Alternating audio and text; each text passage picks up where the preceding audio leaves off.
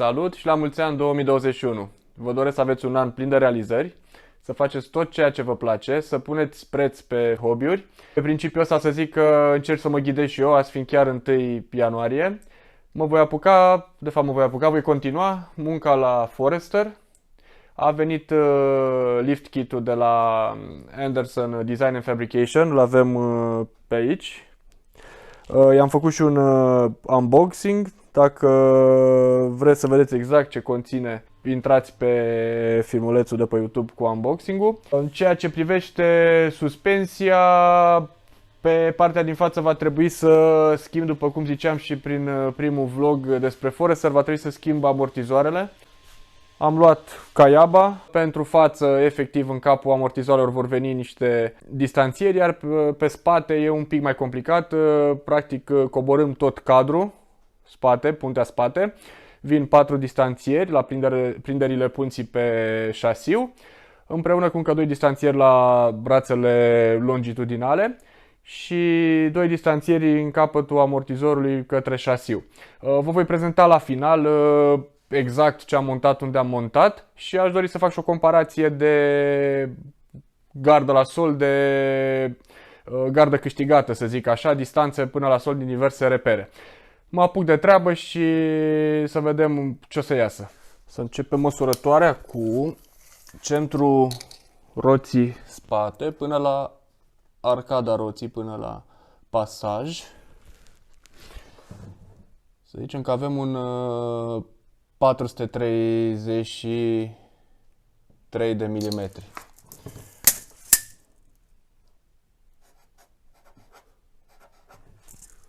Așa. Hai să vedem jos la prag.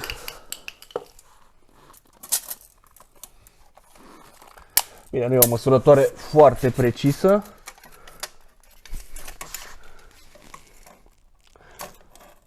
Avem un 263.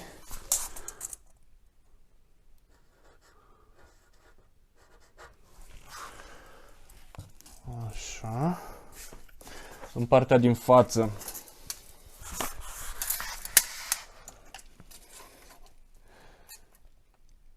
$260.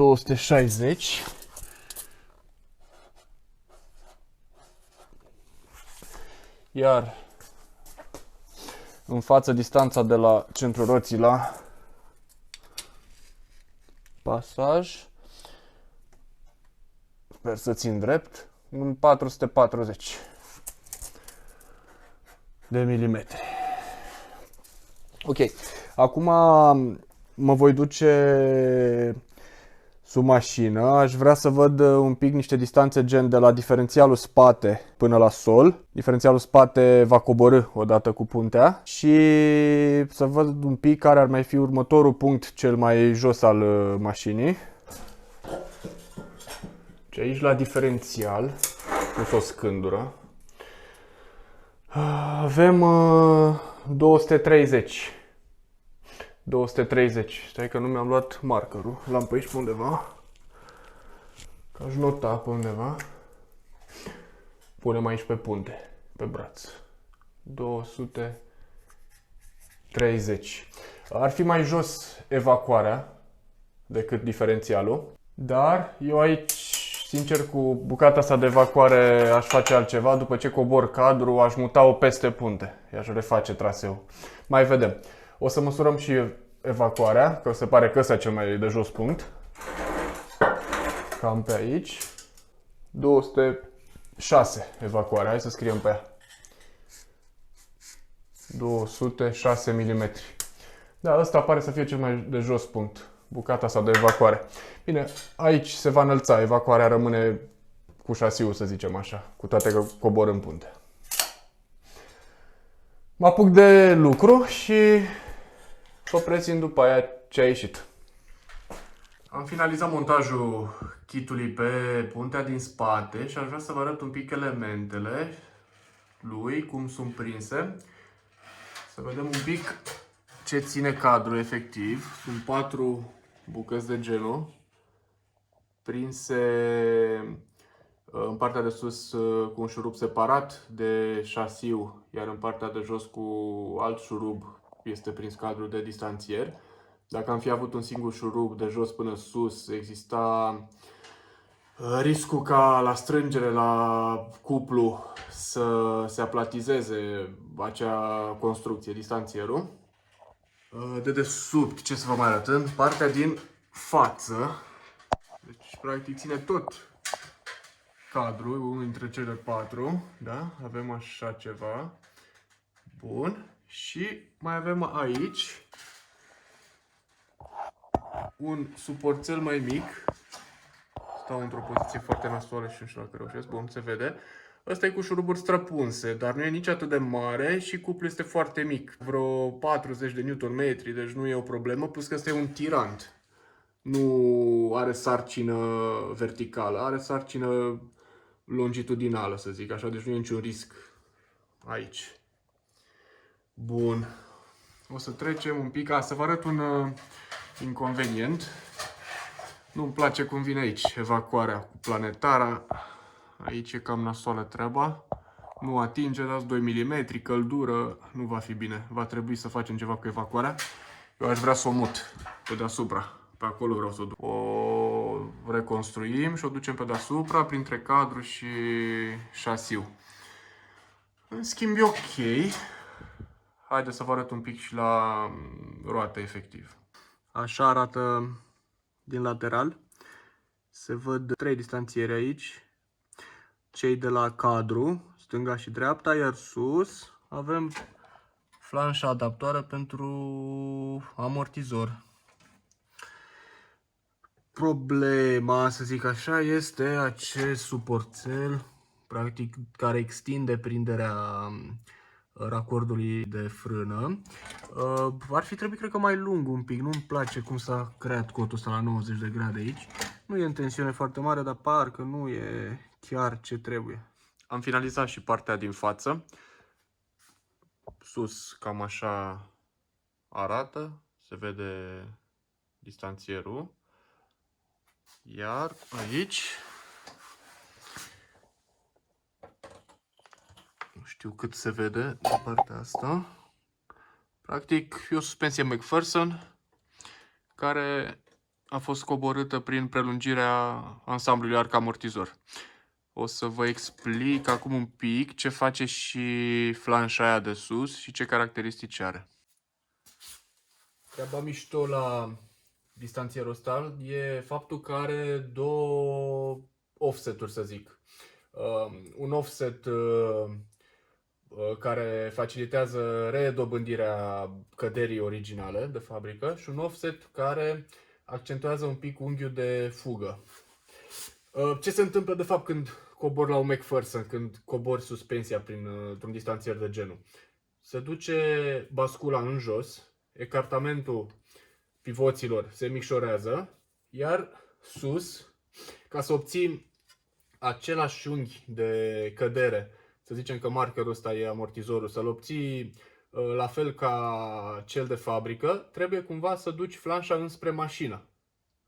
Da? Cei de la Anderson au gândit treaba asta, sudând partea de jos a distanțierului, un pic decalată despre interiorul motorului, încât să redobândim unghiul corect al ansamblului amortizor arc. În felul ăsta se menține aceeași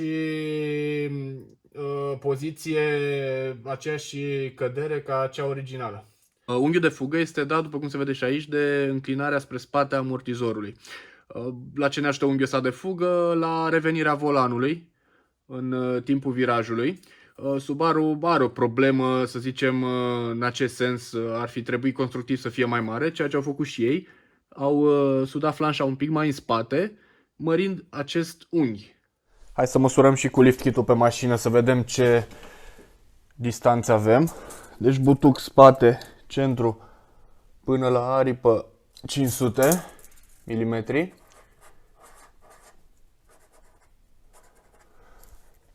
Bun, deci aici avem un total de 67 de milimetri câștigați.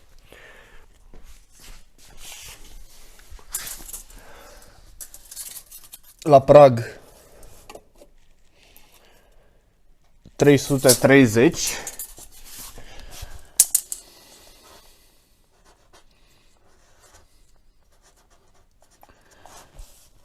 Am câștigat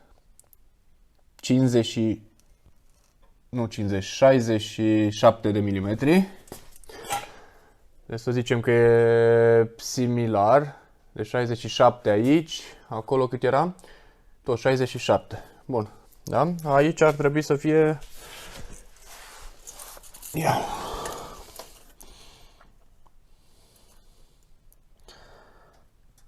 ...322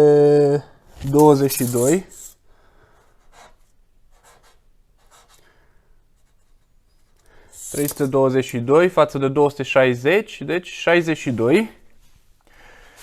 Și la roata din față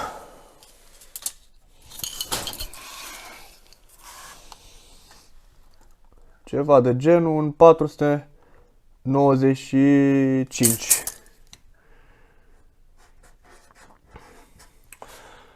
Deci 55 de milimetri. Interesant, 55 și liftitoare 50. Hai să mai punem o dată ruleta.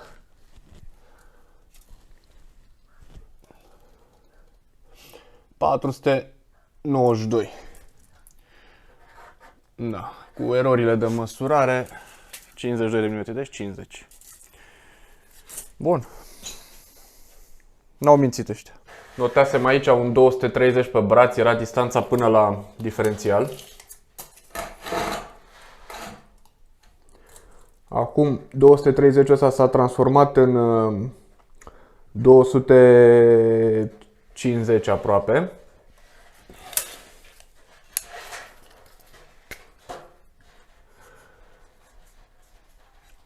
Deci avem 20 de milimetri aproape obținuți la diferențial. Ăștia sunt